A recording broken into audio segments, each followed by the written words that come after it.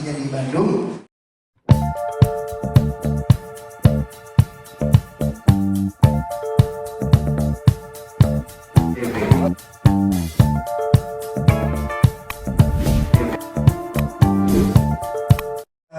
Yang saya hormati teman-teman wartawan semua yang sudah hadir sore ini di kita punya preskon Maju Serem Mundur Horor.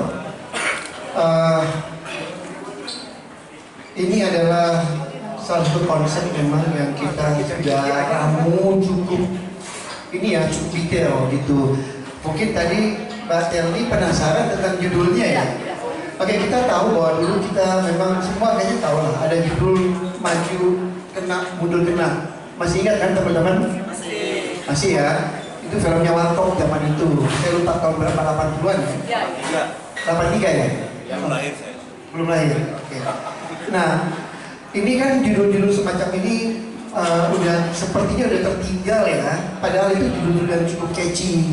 Nah, kemarin itu tentang judul segala macam ini kita merasa bahwa setelah kita berembuk sama-sama semuanya, ini salah satu judul yang kita wajib untuk mengedepankan. Saya coba ke beberapa teman-teman, beberapa relasi, ini judul gimana? Judul ini bagus gitu. Maju Serem Mundur Horor.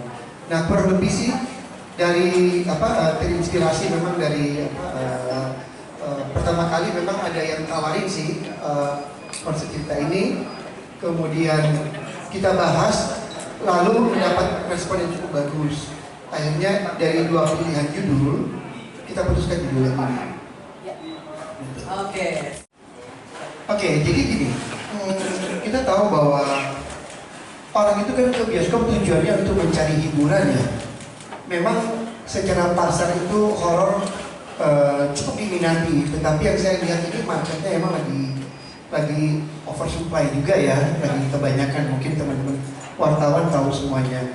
Nah, kalau kita bicara soal lucu-lucuan, soal happy-happyan, soal ketawa itu pasti orang selalu mencari kapanpun. Dan itu terbukti lah kalau kita scrolling TikTok dan lain-lain, pasti yang dicari yang lucu. Kalau bagus diviralin, kirim ke WA atau apa gitu. Nah, jadi terinspirasi juga dari ini konsep yang kita mesti angkat, yaitu jangan cuma melulu horor, tapi ada sesuatu yang mesti pas buat penonton. Penonton itu pulang harus membawa sebuah kesan yang baik lah, artinya bisa mereka mengingat, wah ini film lucu banget ya gitu.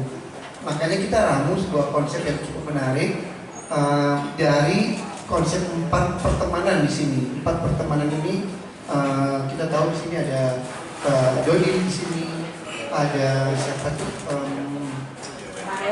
Yewen, ada Miley.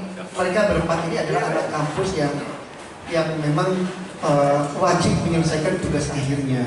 Tetapi ada ultimatum lah dari dosennya, yaitu kalau tahun ini mereka nggak kerjakan tugasnya, mereka itu harus DO, drop out. Itu inti permasalahan dari 4 bersahabat ini.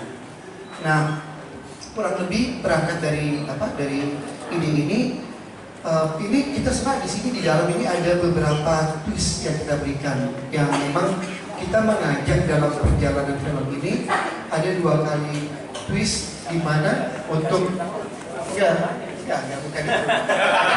Saya nggak kasih tahu itu ya, tetapi ada twist yang kita mengajak penonton di mana pada ending mereka mendapat sesuatu yang mereka mengira begini, ternyata ada faktor ohnya gitu. Ada twistnya. Betul, semacam itu. Nah, makanya kita meramu ini harus tetap, horornya tetap ada, tetapi komedinya juga tetap penting. Dan komedi kali ini kita bukan cuma asal begitu saja kita membuat. Memang awalnya kita berikan ke Pak Keling untuk meramu, karena Pak Keling ini sudah terbiasa. Tetapi untuk meramu komedinya, kita melibatkan teman-teman Mosidik dan teman-teman yang udah ahli di dalam ramuan-ramuan komedi ya, gitu. Jadi kita punya stand up komedian di sini, kita punya YouTuber di sini, kita juga punya komedi konsultan di sini yang akan membuat cerita kita jauh lebih kuat. Siska juga udah pengalaman luar biasa, dan pemain-pemain kali ini kita nggak tanggung-tanggung juga sih. kita ada Karissa, ada Sarah Wijayanto, banyak komen-komen kita di sini. Jadi itu ramuannya yang kurang lebih kenapa bisa terpikir sampai ke komedi horor gitu. Mungkin program mau tambahin. Ya, silakan. Bicara soal horor, saya udah gak khawatir. Kenapa? Kita udah punya Siska. Jam terbangnya udah sangat tinggi kalau bicara soal film horor, jadi kita gak ada yang khawatir soal itu. Nah, saya jujur saya bersyukur ya. Kenapa? Saya bisa ketemu dengan timnya Mosedik ini. Karena kita bicara, kalau bicara kelucuan, itu bisa sampai tadi aja kita masih ada tambahan-tambahan, nggak selesai-selesai.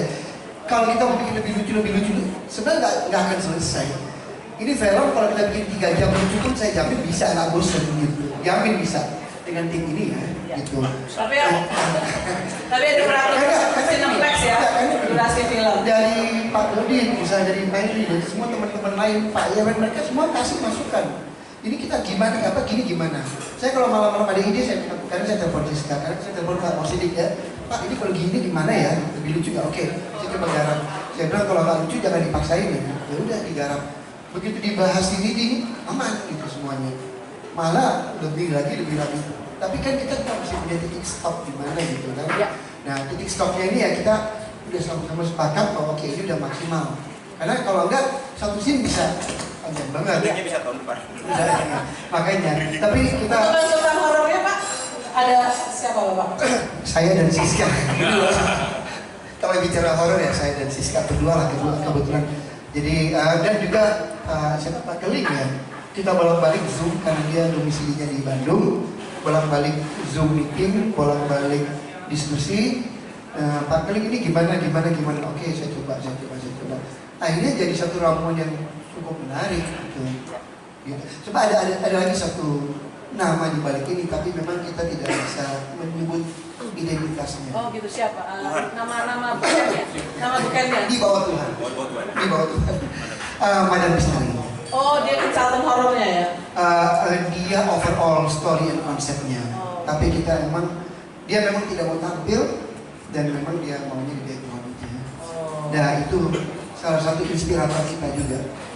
Luar biasa dijagain. Ya, misalnya ada stand up comedian, ada lawakan, ada ini, ada itu. Nah, di film ini bukan mereka yang lucu atau apa enggak, tetapi situasinya ada kejadian di dalam film ini yang mengangkat situasinya itu menggelitik. Jadi situasinya. Nah, kebetulan memang kemampuan para aktor yang kita pilih ini memang sesuai porsinya mereka masing-masing. Dari berbagai daerah, latar belakangnya mereka sama-sama punya visi yang sama, harus menyelesaikan tugas akhir. Situasi yang terjadi ini di antara mereka ini ya membawa cerita ini jadi makin kuat. Jadi bukan cuma sekedar lawakan atau dialog-dialog yang lucu, enggak. Situasinya yang lucu, tetapi karakter mereka masing-masing membuat ini lebih kental lagi. Kalau ditanya persentasenya, 70% itu komedi, 30% horor. Tetapi semua terikat pada jalur struktur kejadian. Bukan hanya ngelawak, bukan hanya adegan-adegan kosong. Mereka datang, kamu ngomong ini, kamu jawab ini, yang penting lucu, bukan begitu. Mereka berada dalam koridor sebuah alur cerita benang merah yang mereka nggak boleh melewati itu. Masing-masing kita berikan kebebasan, tetapi kebebasan itu